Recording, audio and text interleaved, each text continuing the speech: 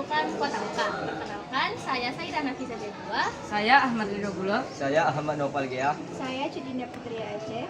ارضى عنا الله إن خطانا على سنة نبينا. Let's raise our hands and make dua like the prophet taught us, and with one voice let's all say, say, say barakallahu lakuma wa baraka alaykuma wa jama'a bainakuma fi khair. Barakallahu lakum wa lana.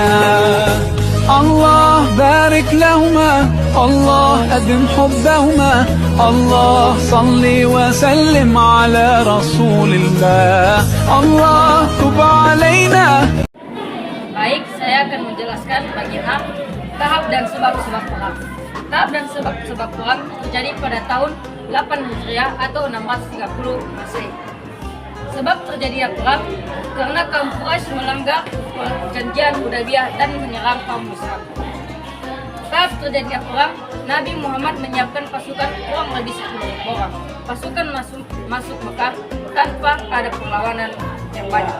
Kota Mekah berhasil ditaklukkan dengan damai.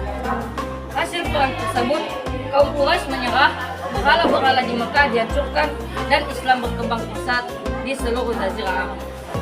Bagian 1, Perang Badar. Perang Badar terjadi pada tahun 2 Hijriah atau 224 Masehi. Sebab terjadinya perang, kaum Quraisy ingin membalas dendam atas hijrahnya umat Islam ke Madinah dan mencegah kekuatan Islam tumbuh. Tempat terjadinya perang di Lembah Badar antara Mekah dan Madinah. Pasukan Muslim adalah 313 orang melawan kurang lebih 1.000 orang. Kaum Islam berhasil menang atas pertolongan Allah Subhanahu wa taala. Makna dari perang Badar tersebut menunjukkan kekuatan iman dan menjadi kemenangan besar terutama bagi umat Islam. Baik, sekian dari saya, yang akan penjelasannya akan dilanjutkan oleh teman kami. Saya akan menjelaskan bagian 2 Perang Uhud. Perang Uhud adalah salah satu pertempuran besar dalam sejarah Islam yang terjadi antara kaum Muslim dari Madinah dan kaum Quraisy dari Mekah. Berikut penjelasan lengkap. Terjadi pada tahun ke-3 Hijriah sekitar 625 Masehi. Tempat di kaki Gunung Uhud sekitar 5 kilo dari utara kota Madinah.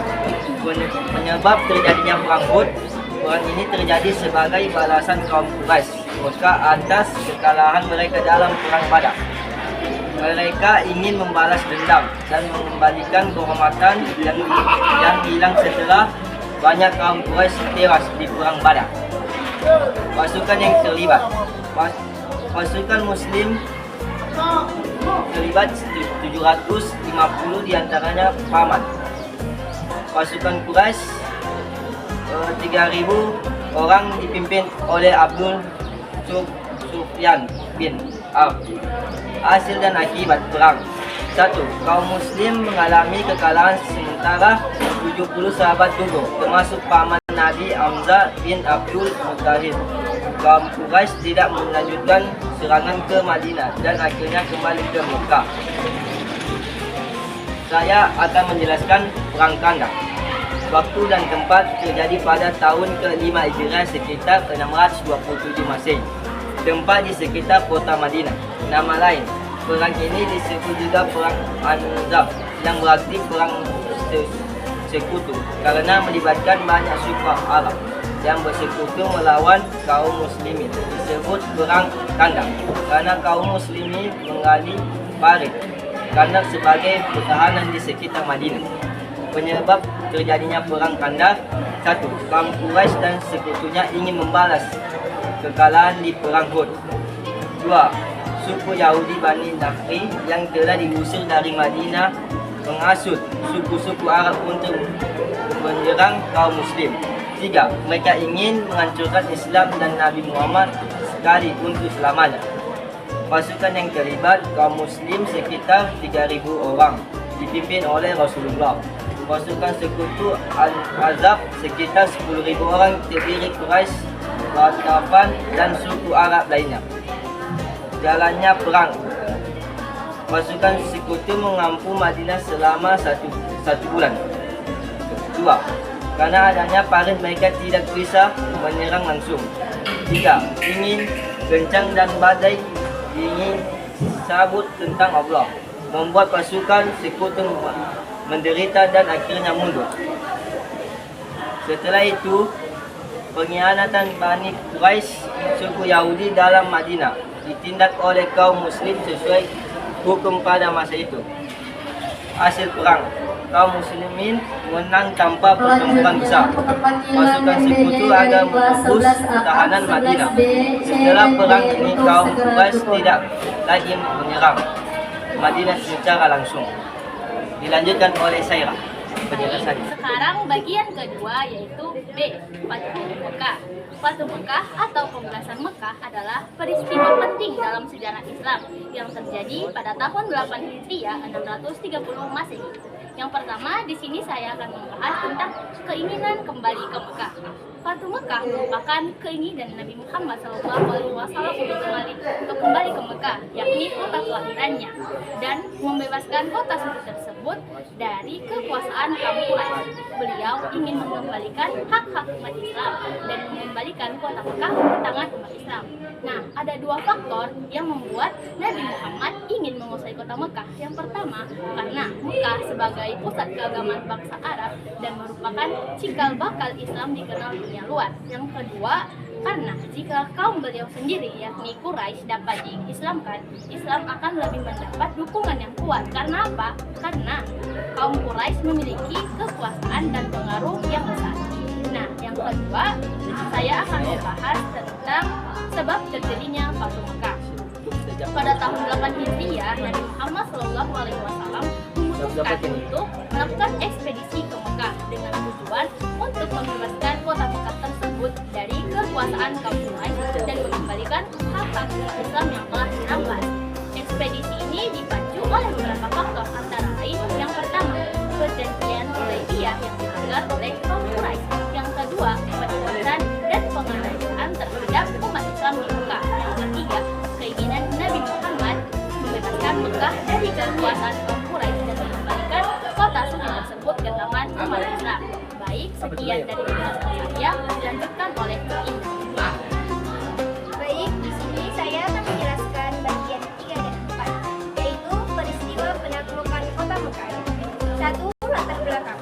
Setelah perjanjian Hudaybiyah, Bani Bakr atau sekutu Quraisy menyerang Bani Khuza'ah atau sekutu Nabi Muhammad SAW, sehingga perjanjian tersebut dilanggar.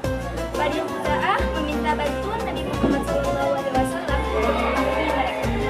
Kedua, utusan Abu Sufyan. Quraisy menyesal dan mengutus Abu Sufyan ke Madinah untuk memperbaiki perjanjian. Namun, Nabi Muhammad SAW tidak menerima permintaan itu. Yang ketiga, persiapan pasukan. Nabi Muhammad SAW menyiapkan 10.000 pasukan secara diam-diam agar Quraisy tidak mengetahuinya. Dalam perjalanan, ada sahabat bernama Hatib bin Abi Balta'a yang mengirim surat rahasia ke Mekah. Namun, surat itu tertangkap Nabi memaafkannya karena niatnya bukan untuk berkhianat. Selanjutnya yaitu makna penting penaklukan Mekah. Yang pertama, menegakkan ajaran tauhid dan membersihkan Ka'bah dari 609 batu. Jangan berhentikan.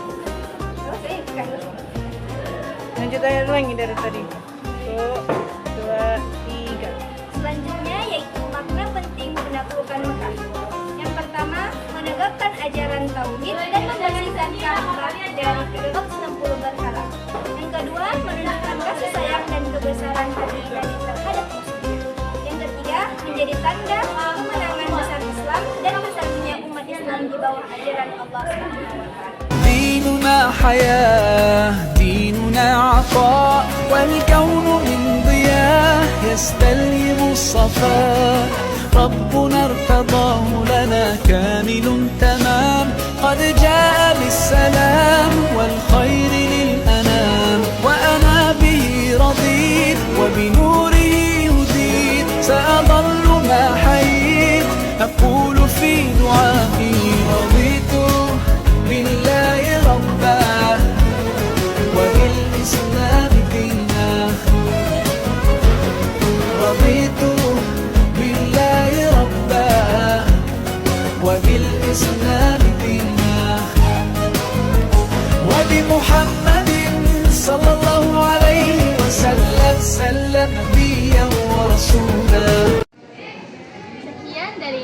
kami kelompok 3. Jika ada salah kata maupun perbuatan, kepada Allah kami mohon ampun, kepada penonton video kami mohon maaf. Wassalamualaikum warahmatullahi wabarakatuh. Sama